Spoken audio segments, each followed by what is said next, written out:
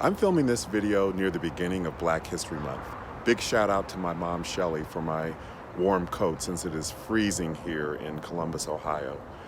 And I'm standing in front of Ohio's oldest and largest African American newspaper, the Call and Post, where I got my start in journalism. From my experience working at the Call and Post, here are 5 lessons I learned about the importance of the Black press. Number 5, it's a training ground for people who go on to do great things in journalism and all areas of communication. When I joined the Call and Post, I was fresh out of high school. And my time at the Call and Post started with an informal internship in which I freelanced for the paper for several months. And then one of the full-time reporters left, and Amos Lynch, the general manager and publisher of the Columbus edition of the Call and Post, hired me. And I really got to know the ropes. One of the great things about the Black press is a lot of the newspapers tend to be small publications with a small staff. So you get to learn everything. I learned everything from writing crime news, entertainment news, general community news, hard-breaking political news, covering city council meetings and interviewing the mayor, to layout and design. We actually used physical pieces of paper and pen and pencil to calculate the column inches and where stories would go, and photography as well. So I became sort of a jack of all trades in journalism, or a Swiss Army knife of journalism, as my colleagues did. And so many people that I know who have gone on to great success came from the Call and Post, like Ella Coleman, one of the first female magazine publishers in Ohio, who went on to found Purpose Magazine, and Will Haygood, who got his first journalism job at the Call and Post before going on to work at the Boston Globe and the Washington Post, writing the article that the movie The Butler was based on, starring Oprah Winfrey and Forrest Whitaker, and writing really, really acclaimed nonfiction books, such as a biography of Thurgood Marshall, and his most recent book, Colorization, about the history of African Americans in cinema. Another great thing about the Call and Post is that I was very young and very green. I didn't even have a college degree yet. So I don't know many quote unquote mainstream or even smaller daily newspapers that were not Black owned that would embrace a young cub reporter, as they call them, and allowed me to go to school and earn my degree while I was working. So rather than working at a student newspaper, I was working at an actual newspaper and getting real life professional experience that really benefited me. And I am forever grateful for that. Number 4, the Black press celebrates Black society. One thing that is really unique about the Black press is that it celebrates and uplifts Black society. Now, I grew up in a middle-class family, but we were not by any means upper middle class or wealthy. We didn't run in the same circles as doctors and lawyers and other high-end professionals. So when I started working at the Call and Post, I was introduced to this world of Black fabulosity: doctors, lawyers, Black fraternities, Black sororities.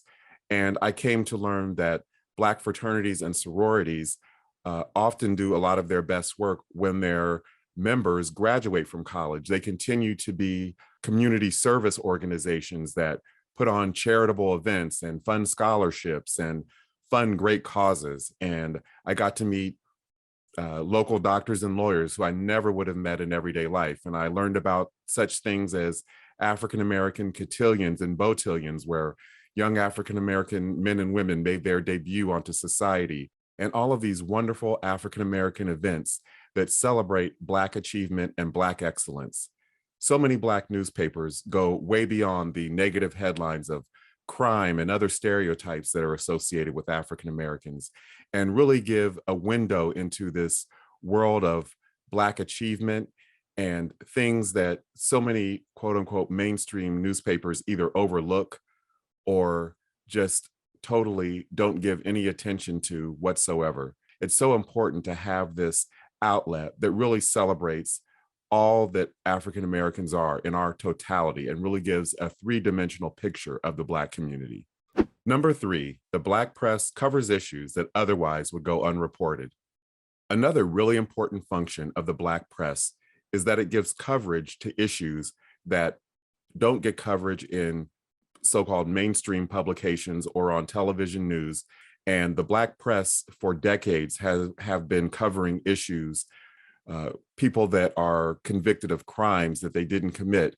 One friend of mine, a colleague of mine who started out at the Call and Post, she told me that a woman whose son, I believe, had been murdered and the crime was never solved. This reporter friend of mine was able to do digging that other publications had just refused to do or just neglected to do. And it was very time consuming. But this reporter friend of mine, through her diligence and hard work and perseverance and really working with the mother, was able to uncover evidence that I believe the police were able to use that led to the eventual conviction of the person who had murdered this woman's son. So my reporter friend's work for the Black newspaper that we both started out at was able to get a measure of justice for this family. And that is something that is invaluable.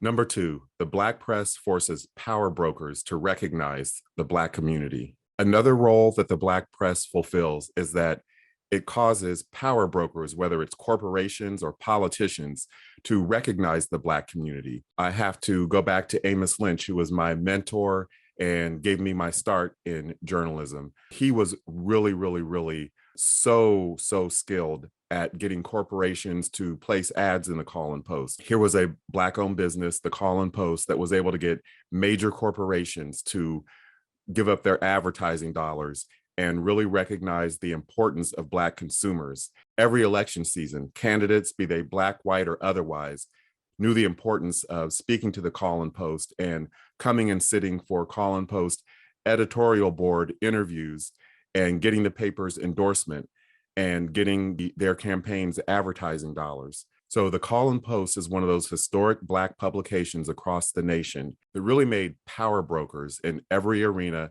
sit up and take notice of the importance of Black citizens, whether it's in the corporate arena or the political space or any other space. The Black press has always spoken truth to power, and that is something that is essential in a democracy.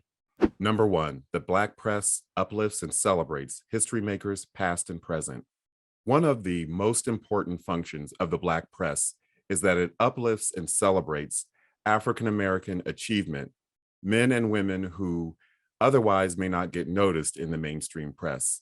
I remember the Call and Post when I started out doing articles about Judge Robert Duncan, the first African-American to serve on the Ohio Supreme Court. And I know that the legendary Ann Walker, who was the first Black woman to get a White House appointment from my hometown of Columbus, Ohio, she got her start at the Call and Post. She was appointed by Jimmy Carter to serve as the director of communications for the Community Services Agency, which helped reduce poverty. And I did countless interviews and covered countless events with Michael Coleman, the city of Columbus's first African-American mayor. That was just the tip of the iceberg of the history makers that I was able to associate with and interact with during my time at the Call and Post. And as some of you who follow my channel may know, I wrote and directed a documentary called Lady Wrestler about the first African-American women who integrated pro wrestling back in the 1950s. I never would have found out about these women had I not been a reporter in the Black press, and Terry Anderson, a Black communications professional, brought these women to my attention. So the role of the Black press in celebrating history makers past and present is truly invaluable. And I have to give a big shout out to Raymond Smith, who was one of the editors at the Call and Post, who gave me my first break by asking me to freelance for the paper. And Raymond went on, I believe, to work for the daily newspaper in Warren. So Raymond, if you happen to see this video, big shout out to you and thank you for helping me to get my start in journalism. I really appreciate it. If you like this video, please leave a comment, share it, and subscribe to my channel.